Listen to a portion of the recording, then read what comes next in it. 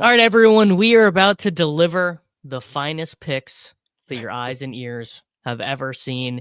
Davis Mills is 3-0.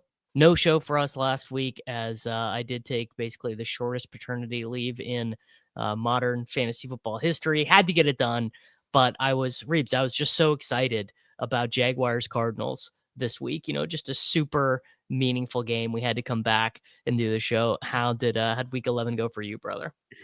Week 11 was terrible for me, man. My worst week of the season, easily. Yeah. Great week for us to skip the show then. Yeah, man. It's perfect. You Yeah, had a great week though. Congratulations to you. I think everyone. I Well, did. you've been on a couple shows this week, right? Like you've been doing Yes, other but stuff. first So time you're I've been on doing a great. show. Yes. Well, groove. I wouldn't say there's been a groove reach yet. I am doing shows. I am, trying to keep track of what's happening in the National Football League, but let me tell you, bouncing a crying baby as Josh Allen is just repeatedly getting sacked and sacked and sacked was like a very unique experience. So there we go. If you're new to the program, we're gonna pick our 5 favorite games against the spread. We're gonna go from our least favorite game to our most favorite game. And Reebs, as always, I'll let you start. All right, man. I'm gonna start with a bad one. I will take Jonathan James McCarthy plus 6.5 points. Oh my God. Jonathan James McCarthy. Wow. I mean, I Well, I'm support not necessarily taking him. This is predicated on like the Packers are 3-7 so against the spread. unserious. Yeah. Like they're the worst record against the spread for any winning team. Like they let Jameson Winston hang around the last week. Like it's just like they don't really blow anyone out. They let teams hang around. And as bad as, Jonathan James is, like the Vikings have been game. Like they went up with a minute to go last week. They beat the Lions in Detroit. Like it's gross. I get it. It's just I can't take the Packers in a division game to win a game by more than a touchdown. I don't have faith in it. No, I mean they are kind of like a deeply unserious team. It's one of these really interesting spots where they're clearly a better passing team than they are a running team. They are 6th in the NFL in net adjusted yards per attempt. They are 23rd in the NFL in yards per carry, 19th in the NFL in rushing yards, despite being top 10 in rushing attempts, despite being bottom 10 in pass rate over expectation. I don't know. I've never been able to figure out, is this a philosophical thing for Matt LaFleur? Is Yes. this, hear me out. Or deep in Matt LaFleur's heart of hearts, does he think that Jordan Love stinks? No, he does not. I don't think Jordan Love stinks. I'm a Jordan Love agnostic. I don't have strong feelings about him as like a capital Q, capital B quarterback, like, in terms of in a first take sense. But it does mean that the Green Bay Packers just end up playing all these very, very unserious games. Yeah, I think it's more of the Shanahan tree stuff. I think in his heart of hearts, he likes to just be balanced and he tries to pass off the run instead of inverse. I think that's just how he philosophically coaches football. But I mean, yeah, we got Vikings defense has been playing really good the past month. So yeah, it's just one of those things that I don't feel good about taking anything with Jonathan James. I mean, this guy. I mean, this team lost at home to the Cleveland Browns, so like it almost doesn't matter what the truly, like it almost doesn't matter what the other team does on offense. They lost at home to the Panthers. Well, Panthers a big game at least, but it's like this is just a team that just like I don't feel confident in them like just like whipping anyone by more than a touchdown. No, I don't feel I would completely agree.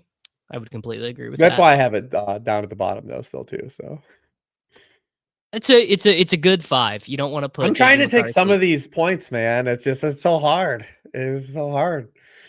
It's so funny you say that. It does feel like a harder year than ever to just take the points with some of these awful teams because the discrepancy between the good teams and the bad teams feels about as wide as it's ever been in the NFL. Generally speaking, NFL teams, 53-man roster versus 53-man roster, the talent gap's not near as large as kind of you would think. Like NFL guys, they're all pretty talented, but some of these rosters are just like totally bereft. Do you think KOC like hates this decision the organization has made? Like he's like, oh man, we had Daniel Jones and Sam Darnold in the building, and we took this guy at 10, and we just like really hate this decision. I would love to go back to the actual draft process. How much of a say he had even in the draft pick? I would imagine a good amount. I mean, it's impossible to say, but he's kind of like, I would imagine the Minnesota Vikings believe that KOC is kind of like a Shanahan level. Like you want to have this guy be your coach for 15 years and have the entire roster reflect his philosophy, as opposed to like more of like a mercenary style hire. But maybe that's a bad read. It could be. It's just I mean, I just go back to the draft process, and I wasn't anti-McCarthy. It was just like taking him as a top 10 pick was definitely aggressive. Yeah, what he had, like the stat I always come back to is Caleb Williams had more completions in college than JJ McCarthy had dropbacks, which is, it's just a very limited. You know what we're kind of in with JJ McCarthy? We're kind of in the Trey Lance zone where you're like, man, he just has barely played. There's just not that much tape on him actually throwing the ball. The big red flag for me is the way they're talking about his mechanics. Like, dude, he throws everything 1,000 miles. He's like John Rock. He's like John Rocker. Like he's like just out here. Like, where's the touch, bro? It's horrendous. Did you? Brady had that game last week, and like he was like appalled on some of the throws. He's like, dude, just like put just like a little bit of air on it, just a little bit. The one to Addison up the seam, I'm like, man, just a little bit of touch on that, and you've got like a 70-yard touchdown. Okay, Reebs, my 5. I also went a very disgusting one. I am taking the Las Vegas Raiders with the points at home against the Cleveland Browns. They are 4-point favorites. I would have to go look. You probably know this. Have the Raiders been favored by more than 3 in any game this season? I would guess that they have not been. I would guess that the 2-8. I don't know that for sure, but I would assume that is accurate. Okay, so they wouldn't have been favored against the Patriots, the Chargers, the Commanders. They were dogs to the Bears. They for sure were dogs to the Colts. They were probably favored by the Titans, where they won 20-10. They were for sure dogs against the Chiefs. They were dogs against the Jags. Okay, so I guess the only other time they would have been favored, and I frankly don't. Maybe if we that's it. They were only favored one time, and it was Titans -4. There we go. Titans -4. They easily covered there, and frankly. I am not one of these, Shadur deserves to be pointed and laughed at, mocked at people. I don't think that's true at all. But I also am not one of these, like, they're calling the bad plays for Shadur because they don't want him to succeed people either. I think the fact of the matter is Shadur is just like kind of like an underdeveloped, weak-armed quarterback who just like is going to take way too many sacks. I think if you include his preseason stuff and then the snaps that he played last week, his sack rate is like 35% of the dropbacks he's taken in a Cleveland Browns uniform. And the 32%, including the preseason of his pressures, have been sacks.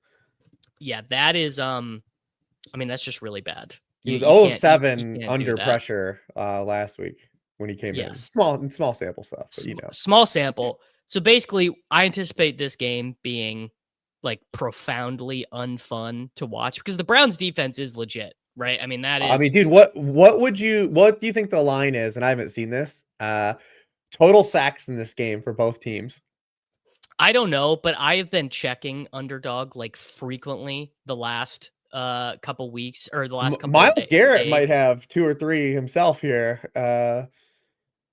I want to whenever they post it, and I'm checking right now to see if they do. Yeah, dude, the past month, the Browns have a 47% pressure rate. The past 3 weeks, they on just dropbacks, they've sacked opponents on 19. Basically, 1 of every 5 dropbacks has been a sack for the Browns. Yes, and Geno's just been eating sacks. And you've got Shador on the other side with Max Crosby. Like this game could have like 10 sacks. It could, but what's going to happen is we are just going to see Genty get like He might get like 27 rushes or Well, something. there's the mirror match. Judkins and Jainty are like the same dude. Like they're just stuck in these offensive climates. They can't get any yards before contact. They're both gonna have 40 carries. Yes. Yeah. And I kind of like Genty for DFS, and you could do Judkins and DFS, but I basically No, like you're I not think doing. You don't do either of these guys in DFS. Genty I think I will. Genty I think I probably will, because in Against any the game, Browns, look, man, give him dude, 20, he had 24 7 rushes. rushing last week, and he had an 11-yard run. It's gonna be bad. I'm not telling you it's gonna be pretty, but I think there's gonna be an opportunity there. 4 points. I mean, obviously, I wish it was 3, but I do. And Genty has been super involved as a pass catcher as well. Not that Chip Kelly has acclimated himself well to the National Football League, but Dude, we know why he took that job. do we? I mean, to the money, Yeah, I guess. he's the highest paid coordinator in the NFL. Yeah. Okay. I got the Raiders. I think Shadur is going to have a tough time. I think this is going to be a not. And look, it's the reason. There's a reason it's my 5, and it's because of the Las Vegas Raiders. So that's I my can tell 5. you what though, I have no expectations for Shirter Sanders, but I was so done watching Dylan Gabriel play football that I'm just grateful that that's what we're getting. Yep. Yep. Valid. All right. What is Dylan your Gabriel, 4? just not a serious quarterback. Cleveland Browns, not a serious organization. I fear there is some deep unseriousness from that organization. This is where I have the Fighting Jaguars. Okay, this is my 1. Okay. This is my 1. So only reason I don't have it higher is just because the Jaguars have been like really bad on the road. Like they barely beat the Raiders on the road.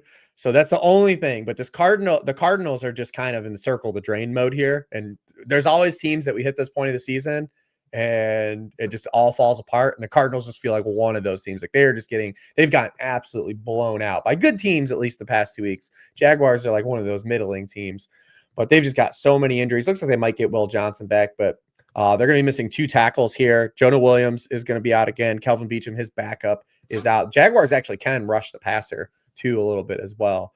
But yeah, it's just more of a bet. It's where the state of the Cardinals are right now as a team that is just going to really finish out the season on a string.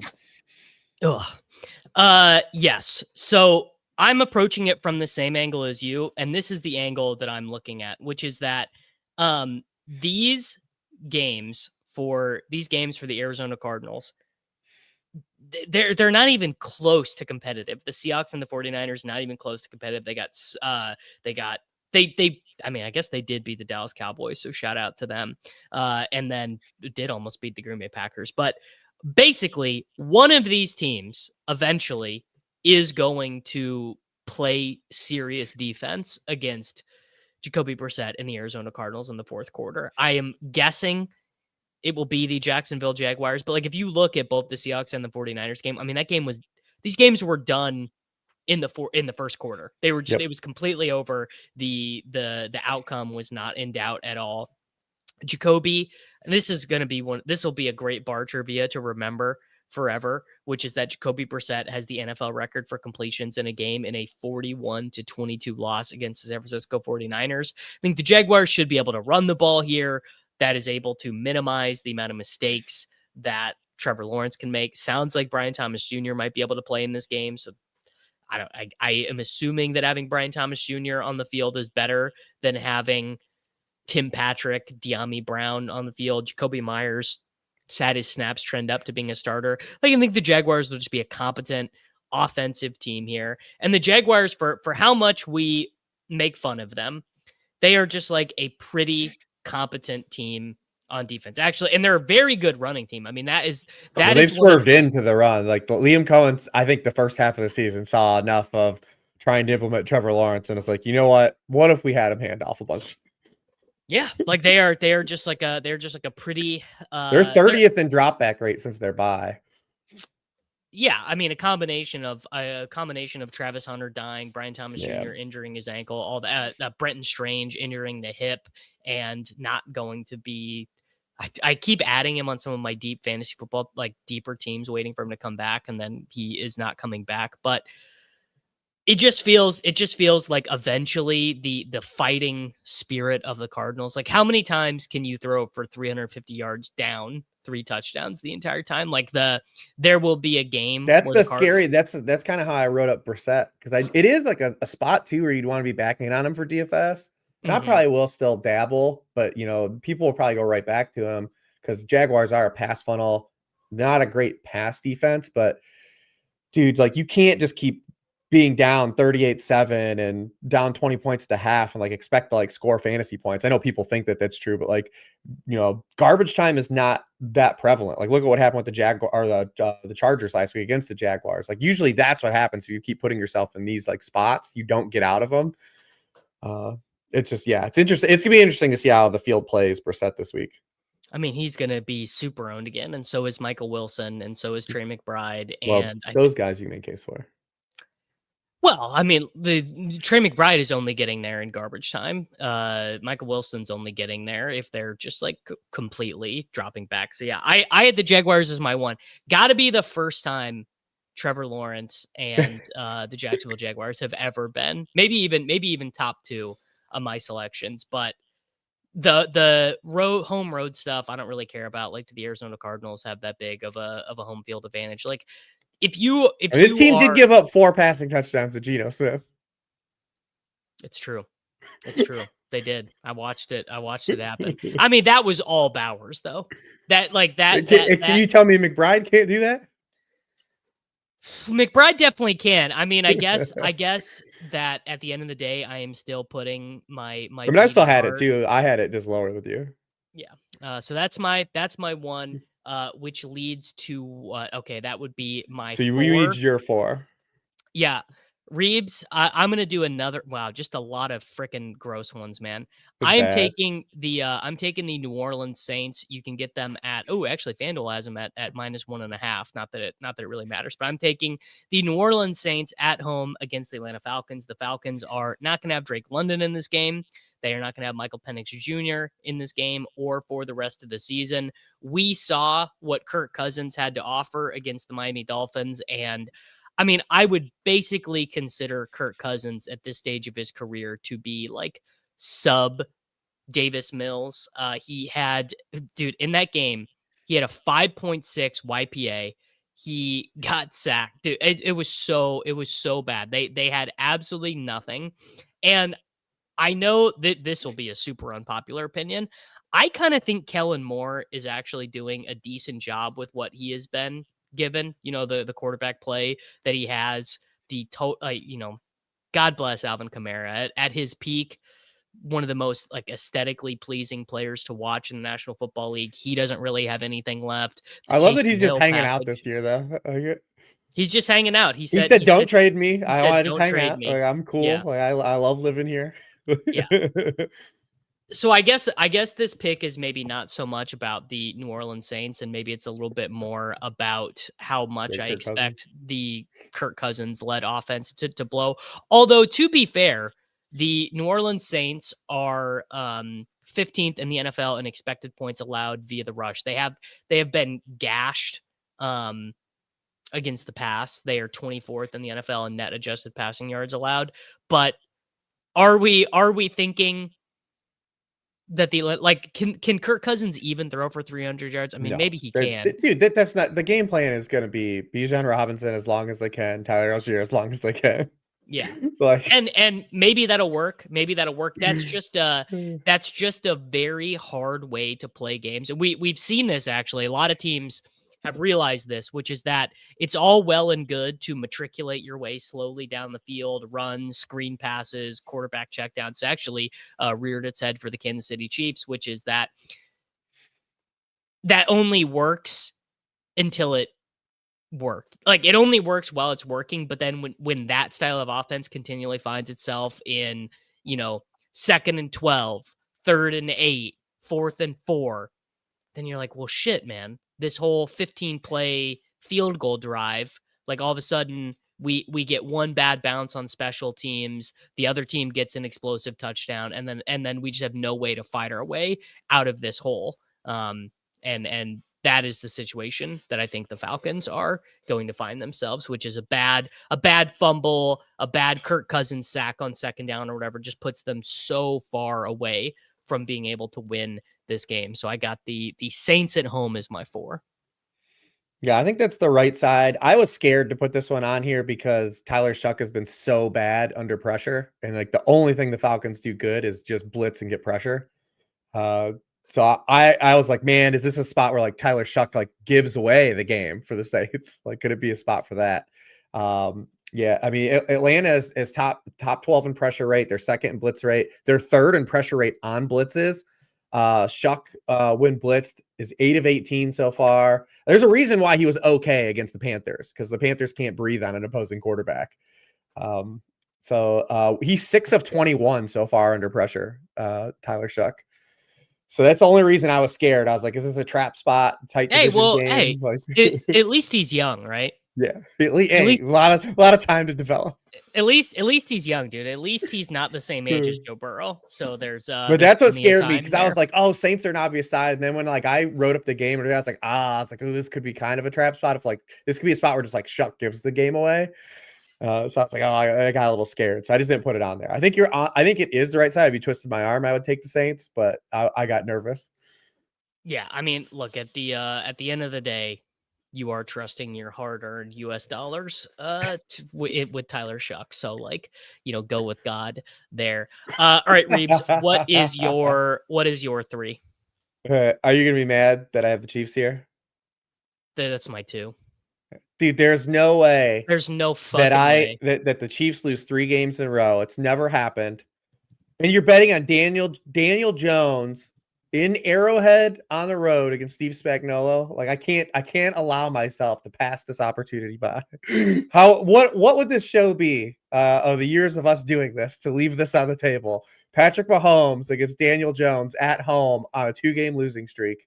But also the last 2 losses for the Chiefs too came against teams that can get pressure on the quarterback. I think structurally Big Lou with Sauce Gardner and Furious Wardback does represent an opportunity here to throw a wrench in like some of the Chiefs stuff, because they can play more man coverage, but like they don't get a pass rush, especially without DeForest Buckner. And that was the whole key for the Buffalo Bills and the Denver Broncos, because Mahomes under pressure this year is 29th in completion rate, and he's 32nd in inaccurate throw rate, only ahead of Caleb Williams.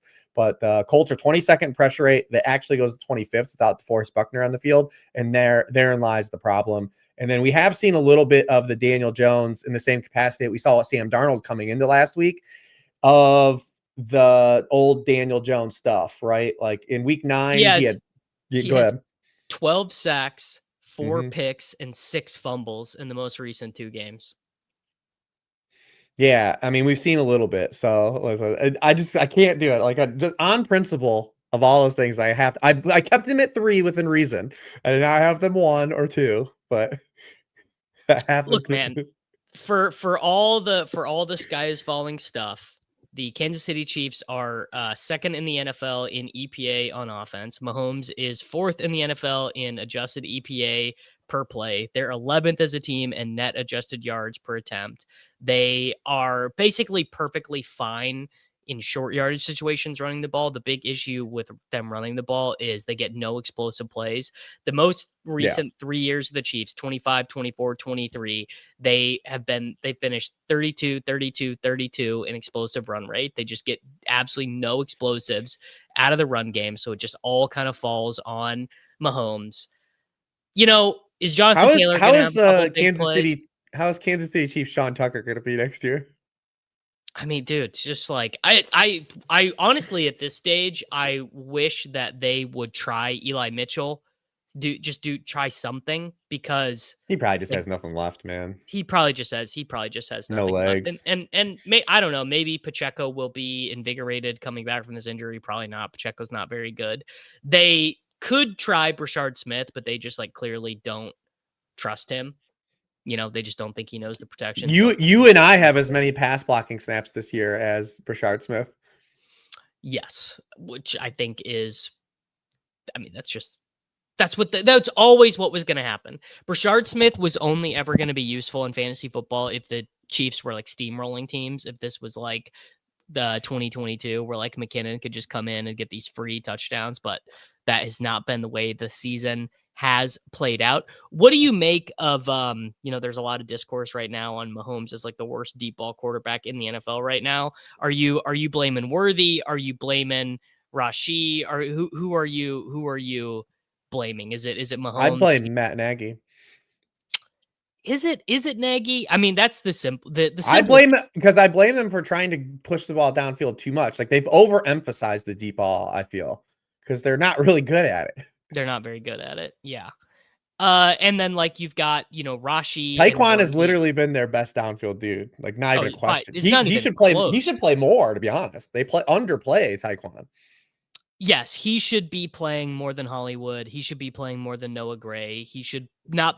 He should not be playing more than Worthy, but he should get some of the deep target stuff that has been directed Worthy's way. Because what it looks like to me as an uneducated outsider is that Worthy is not a great deep ball tracker. So Mahomes really has to hit him like kind of where he's already going when the ball is launched. Like and he wasn't. What's funny is he wasn't for as fast he was. This was in his college profile too. Like he wasn't successful downfield as a downfield target. Correct. Yeah, and so I think using him that way, and they haven't used Rice downfield at all, like at all.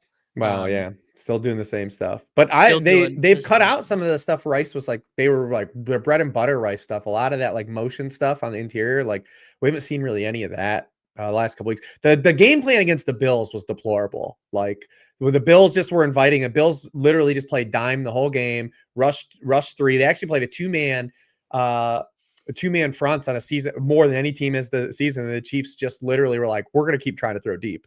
Like Mahomes had his highest ADOT in any game against the Bills, and it's like, dude, you're doing exactly what they want you to do. Like, it was so frustrating watching that game. It was really bad. James Cook dusted all over them. But yeah, we Man, they can't lose 3 in a row.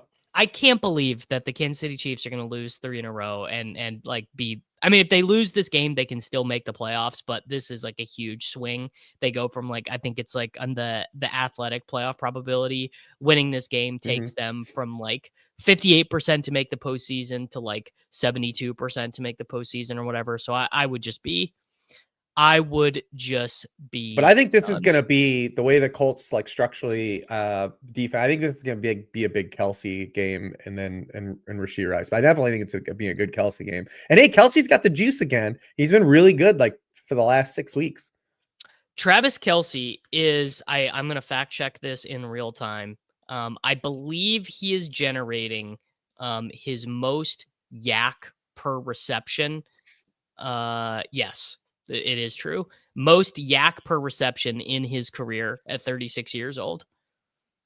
That's pretty nuts, and it's been because it's been needed, right? Like dude, that's crazy. 3.5 yards after catch. And he started off the year slow. Man, is he just dust? And then Rashee was come back and it's like, is he just cooked now? Like, because Rashee Rice is going to take all this honorary stuff. And he's actually been better since Rice came back. Yes. He does still run like a dad, but sometimes dads can get there, I mean, just on principle, I think the Colts are a good team, but like, I do worry a little bit about like the Colts on the road stuff. Like, cause we've only seen them play outdoors on grass once and they were objectively awful. And it is a good defense. Like, I just can't take Daniel Jones in Arrowhead on principle. No. I on principle, I can't say like this is how the Kansas City Chiefs dynasty goes into its lull because Daniel Jones came into Arrowhead and just said, eat it, fellas. I can't have it. Yeah. Can't do it. I can't do it. All right. What that was. So we've done that was my 3 and my 1. So we only have my 3 left. And it's a big one, but I'm taking the Detroit Lions minus 10 points. This was my next one, so there you go. So it's gonna be a quick program today. The Detroit Lions. Looks like you can get this at 10 and 10.5. Looks like at Circa you can get it at 10. FanDuel's 10.5. Yeah. Also, I just think the over is the outright better bet in this game too, but. We Oh, don't do sure. that on Yes. this. Well, I mean, you could do. I would say alt over Lions team total, like alt over. What can you get? Lions alt over 44 and a half, 45 and a half, 46 and a half. Because Reebs, we've already seen this spot for the Detroit Lions. They get punked outdoors on the road against the Packers in week 1. They get punked outdoors on the road in the cold against the Philadelphia Eagles on national television. They get to return home against a bad defense in the friendly confines of Ford Field. They scored 52 points, the most points of any team in any game this year in week 2. I don't even remember who that was against. Who Well, the Bears back in the week Bears. 2. The Bears. There you go. So the Giants, despite this is one of the crazy things, despite having all these good pass rushers, they don't have a good defense, which is very hard to fathom. But yeah, I think the Detroit Lions cover here. I think the Detroit Lions score like 47 points. I think JMO and Gibbs are smashes. St. Brown's a smash. Goff is a smash. It's all a smash for the Detroit Lions. Yeah, all their losses, the following week they won by 31, they won by 15, they won by 22. After coming off of each loss, I'd say like over tier because like with Dart playing like the Giants have actually like found a way to score points. They go in super lull, so like they're really good like the opening drive of every game. Like their script's been awesome all year, the opening drive, and then they just like don't score for like 3 quarters, and then they score in the third and fourth quarter. They'll score some points, but they'll probably get to 20 points themselves. And if the Giants can get to 20, this game's going over for sure. Well, yeah. Do you care if Dart plays at all? No. For the over, I do. I don't either. Yeah. Yeah. I mean, if the Lions are going to get the over by themselves, I feel like this is just still a tough one because I actually think if they're blowing them out, this will not be like a Dan Campbell throat game because the Giants drafted him. Like he's like kind of has relationships. Like I don't think he'll like dog walk them on principle. Dan Campbell, you think he'll call the dogs off? And at some point, I think it'll be like they'll put up a lot of points, but like I don't think that he'll like set out to do the curb stomping because of respect for the organization. Because they gave like he's talked about it a little bit too. Like they drafted him, gave him a shot. Like he thought it was a family over there. So I think they won't. That. I'm just saying they won't score 50 if they don't have to. Well, I mean that makes me oh, so you're still gonna score every drive, like up until they don't have to. But like against the Commanders 2 weeks ago, he pulled the starters with like 7 minutes to go.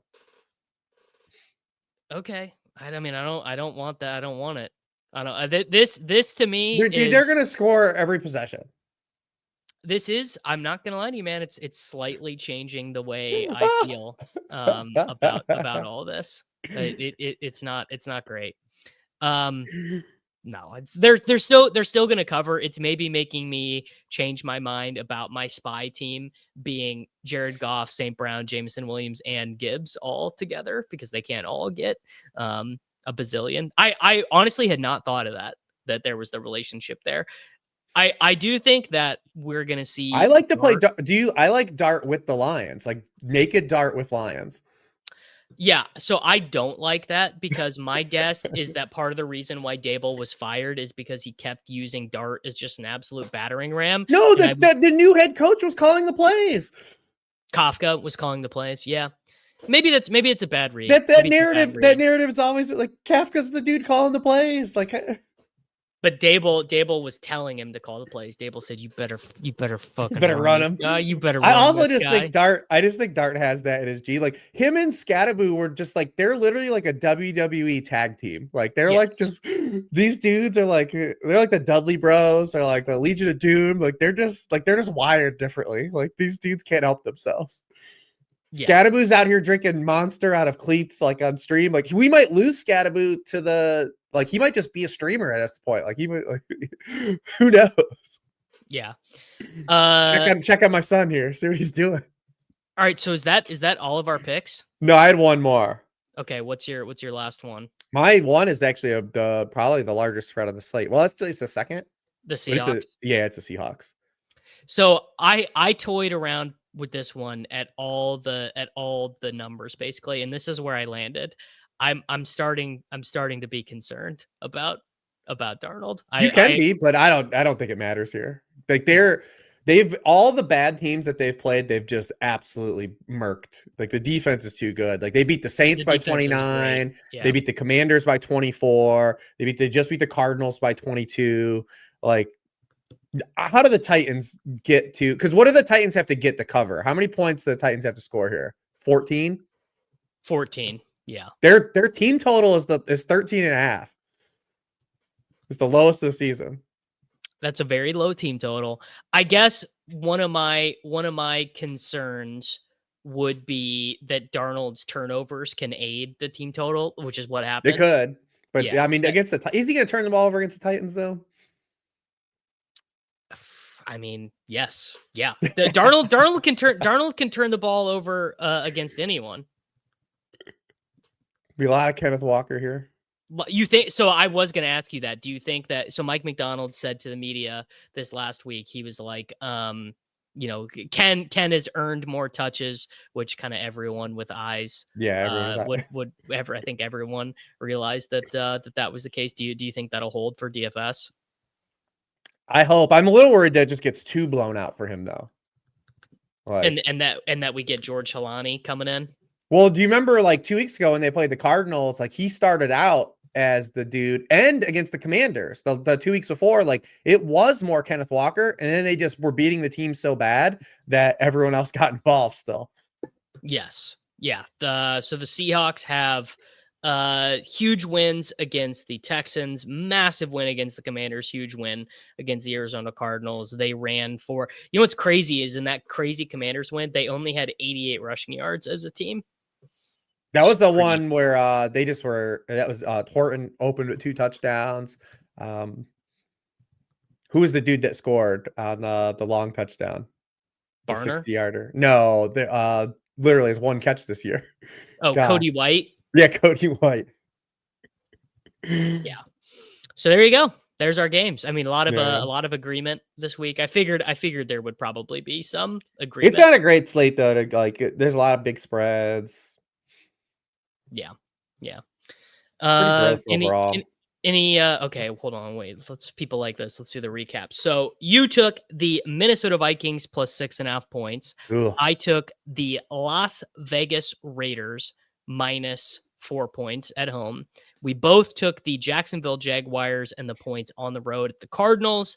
I took the New Orleans Saints minus 2 points at home against the Falcons. We both took the Kansas City Chiefs minus 3.5 points at home against the Indianapolis Colts. We both took the Detroit Lions minus 10 points at home against the Giants. And you took the Seattle Seahawks against the Tennessee Titans at 13.5 points. Would you do any alt stuff there? You could, because you could get it through 7. Is there someone else we can get through a key number? I mean the Chiefs. Get them through 3.5. You could do if you wanted to do another big spread, you'd be taking them as plus. I was thinking, is there another short favorite that you could take up? Like, would you do them with Saints and get Saints to sure a better number? But yeah. You get Saints to plus. Yeah, I don't know. I'm pretty all right with it. Yeah, I think that's fine. All right, Reebs, let's cook us up. Everyone really came for. Yes, let's cook us up a nice little pick'em. Nez is in. I think Nez is literally like in Poland right now. Oh, really? Yeah, he's somewhere. Nez is. Are you guys not doing the other one? So I'll cook up a couple of these, but we'll do a nice little 8-legger here. And Reebs, you lead the way. Well, what do you want to touch from the Lions? Anything. You have my permission on all of them. Let's do. Is there anything on Gibbs that's fun? That's all probably super high, but it's all super high. But do you want to do something with Monty instead? We could do. I like Gibbs' longest rush is great. Gibbs 105 combo yards. Yeah, all of these are amazing. Longest rush is probably the best. I'm good at that. We haven't done a Gibbs longest rush in a while. We haven't 18.5, or do you want to do longest reception? I had his longest rush last week, and he had that like 55-yard reception. Very catch, yeah.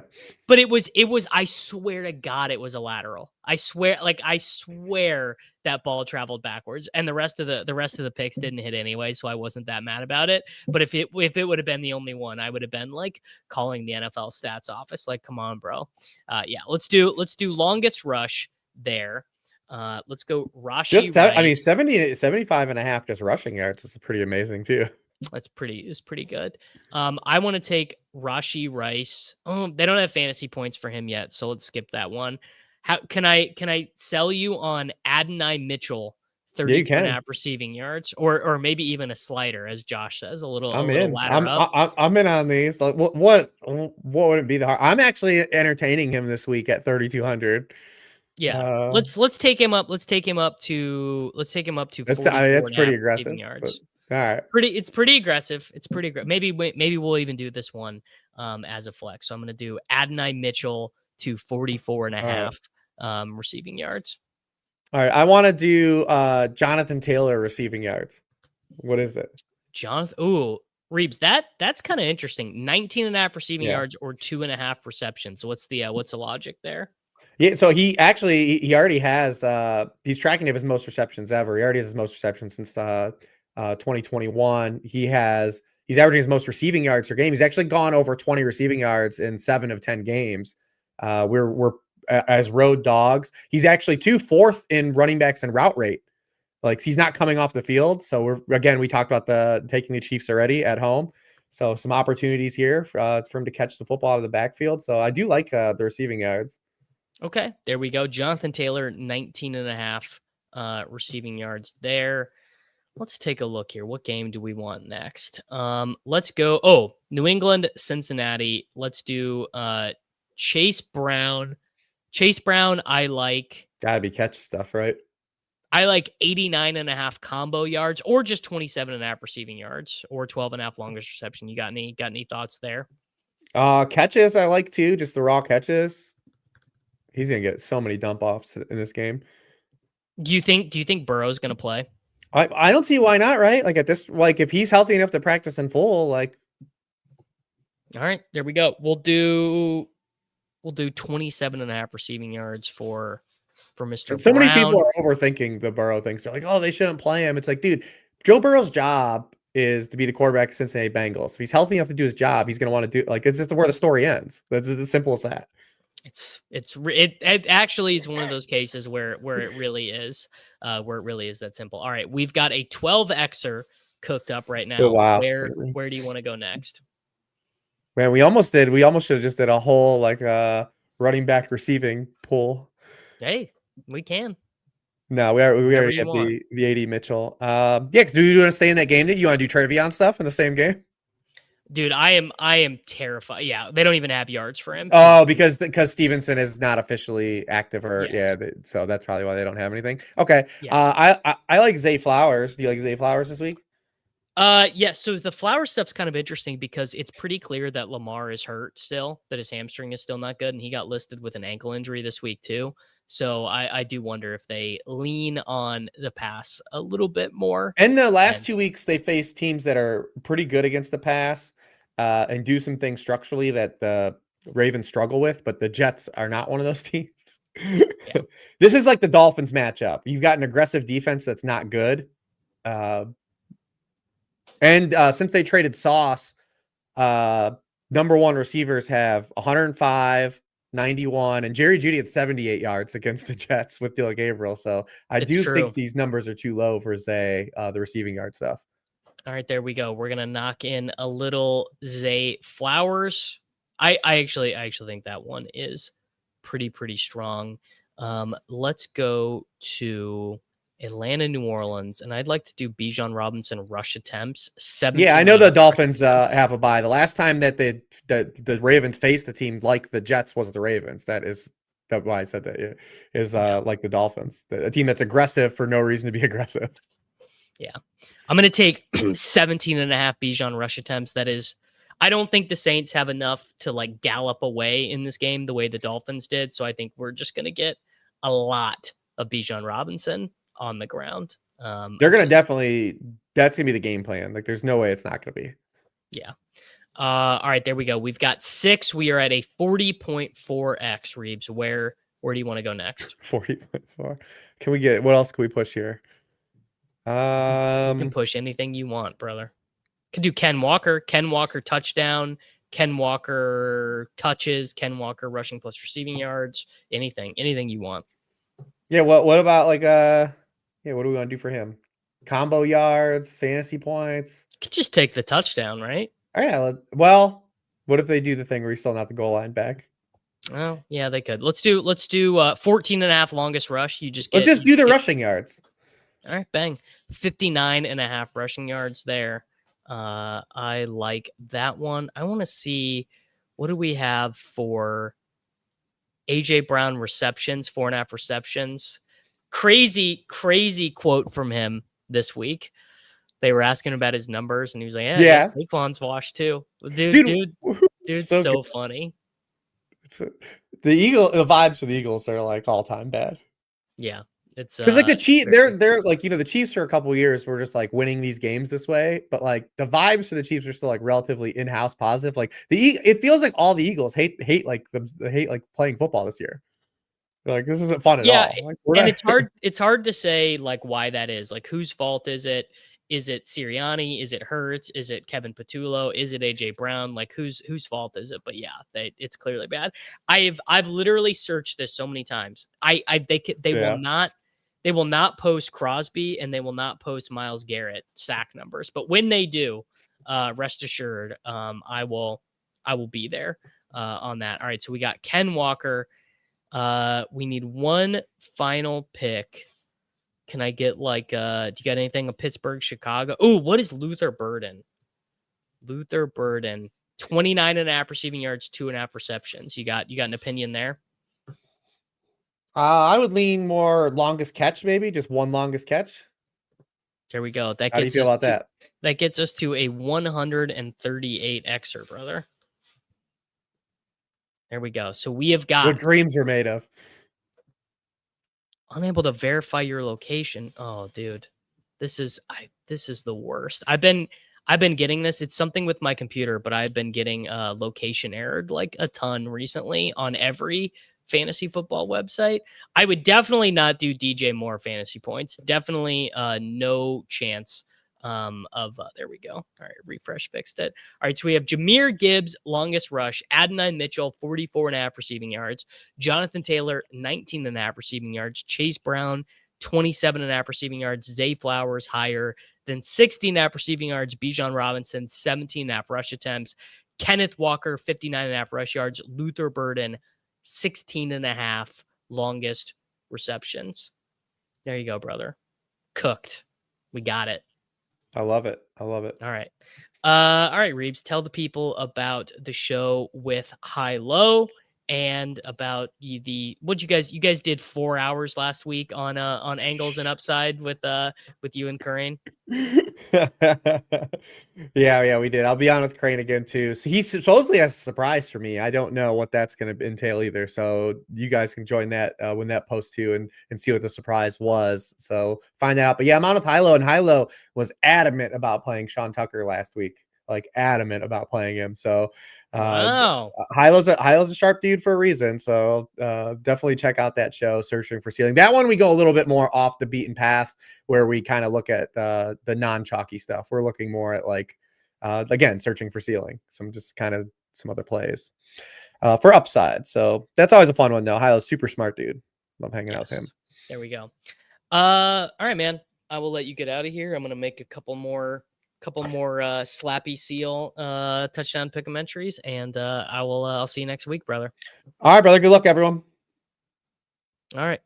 Later, everyone. We are gonna make a couple more picks here. Oh, I just realized I have not created this overlay with just myself in it. Interesting philosophy, interesting theory by me. All right, boys, we are going to do what we always do. We are going to set ourselves up some nice little pick'ems here over on Underdog Fantasy. And let's begin by doing what I would call this will be the cash game entry over on Underdog Fantasy. So these are going to be, I'm going to use my boost on this one. I've got the $50 profit boost, and I'm going to do my absolute favorite ones of the week. I really wish there was a Rashee Rice fantasy points, but I don't think that there is. Yeah, there is no Rashee Rice fantasy points. So we are going to go away from that one. I'm going to do the Luther Burden yards on this one. I'm going to take Luther Burden higher than 29.5 receiving yards. Can I get a Mahomes fantasy points potentially? If there's a Mahomes fantasy points, I feel very strongly about that one. Still, no, I guess there is no Mahomes fantasy points, which is a little bit of a bummer. I do like some of the Xavier Worthy stuff here. I think that he is going to be relatively involved. We are going to do the 75.5 Jahmyr Gibbs rushing yards against the New York Football Giants. I like the JMO stuff there as well. And then I would like to go to the Jacksonville Jaguars. I like the ETN stuff. I like the 58.5 rushing yards there. I also like 13.5 longest rush for him. I think that one. Mahomes rushing yards is kind of interesting. I don't know if I would consider that one a real core play. Wow. How about that? 56.5 receiving yards for our boy there. That is absolutely unbelievable stuff for Michael Wilson. I actually can't believe that I just saw that. I'd like to do maybe something for Chase Brown, but the Chase Brown stuff is really, really high against the New England Patriots. All right, you know what? I'm going to do the Ken Walker rushing yards. I'm going to do 50.5 rushing yards. I'm going to put in my profit boost there. I'm going to do my max $50 on that. That gives us a 9x. So that would be our cash game entry there. Taysom Hill rushing touchdown. Don't think I'd put the Taysom Hill rushing touchdown as a cash game entry. But there we go. The next thing we need to do is we need to do the super slider. First thing I want to do is I want to see what we can get for Rashee. How do we get him to... All right, Rashee to 119 yards. I like that. I actually love that one. Then I would like to go to Alec Pierce in that same game, a little bit of a game stack. Can we get Alec Pierce to a 2x? No, it's too hard. Too hard to get Alec Pierce. Did you ever think? Yes, no Milton Williams for the Patriots. We are also going to do a slide on Luther Burden. So instead of taking him there, we're going to get... How do we get Luther? Actually, you know what? Yeah, let's get him to 59.5. And then let's also take Adonai Mitchell for a slide. So let's get Adonai Mitchell to... How do we get him to 2x? 59.5. That gets us to 63.5. So we are going to slide Rashee Rice to 119.5 receiving yards, Luther Burden to 59.5 receiving yards, and Adonai Mitchell in there as well. There we go. So we have got a nice little, yes, a JMO super slide we need to do as well. So let's go, let's do a couple sliders here. Who else should we slide? You know what we should do? Let's do Bowers actually. So let's do super slider entries. So let's put that one in there. Got that one in the chat. Let's do Jameson Williams. So let's slide JMO to exactly, there you go. Jameson Williams to 109 yards.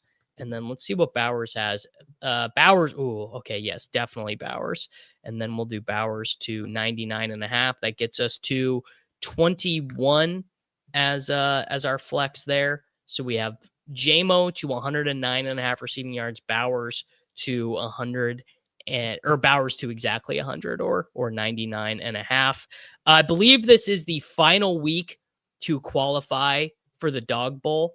So if you want to qualify for the Dog Bowl via touchdown, this has got to be the week. But we got to do the all touchdown entry. I mean, it's very, very important to do the all TD entry. You guys know that's and then we'll do the Hateful Eight, and then we'll get out of here. So touchdowns. Obviously, we're going to begin with Rashee Rice.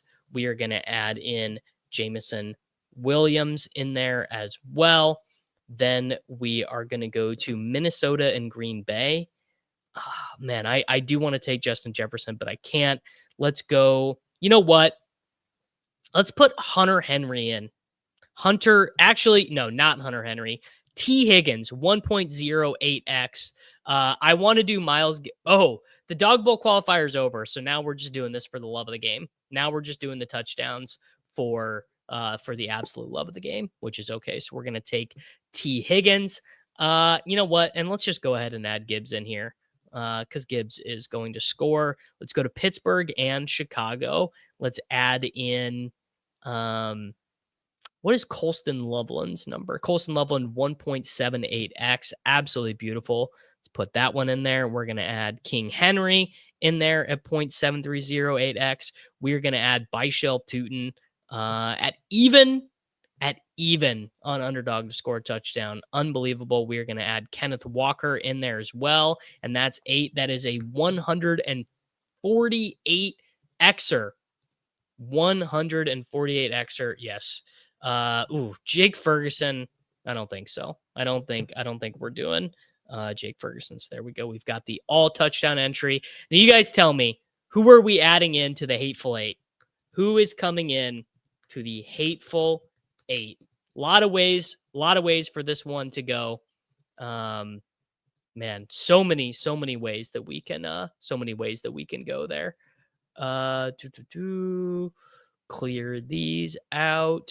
And we need to start hating Terrence Ferguson. That would be phenomenal. I can't in good conscience hate on Gene T. All right, so let's go. We're gonna do lower than 90 rushing yards on Jonathan Taylor. We are gonna go. Can I take a lower fantasy point? Still no fantasy points for Aaron Jones.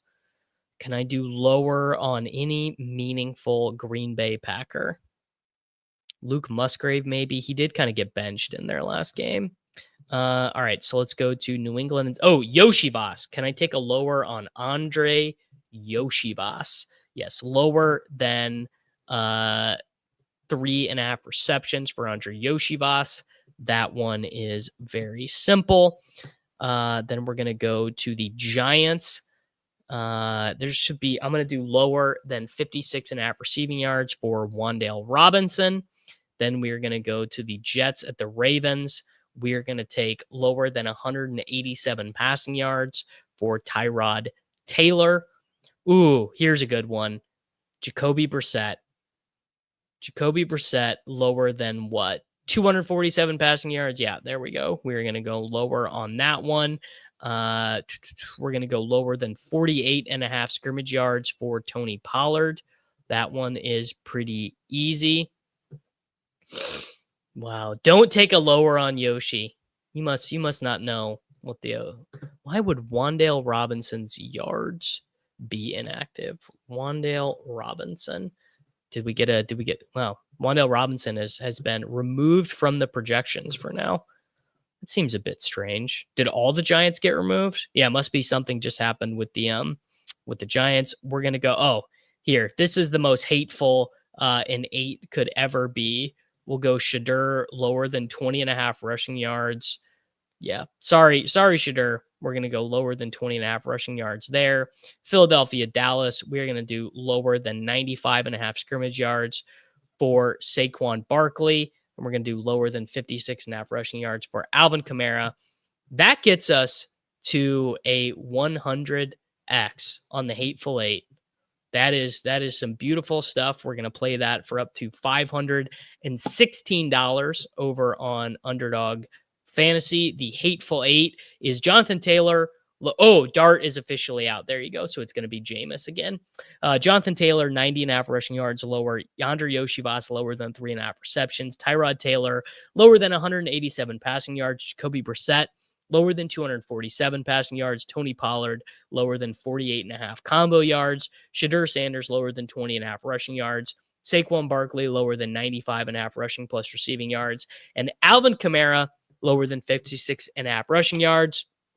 I'm going to get out of here, folks. Make sure that you like the video. Make sure you are subscribed to the channel for daily fantasy football videos, and I will see you guys back next week. It's Short King Summer, dude. It just feels like no one in fantasy sports ever learns anything. Does he mistime it, or is Brock Bowers just a grown man? Brock Bowers is just a grown man. Dare I say, Rich, football might be back.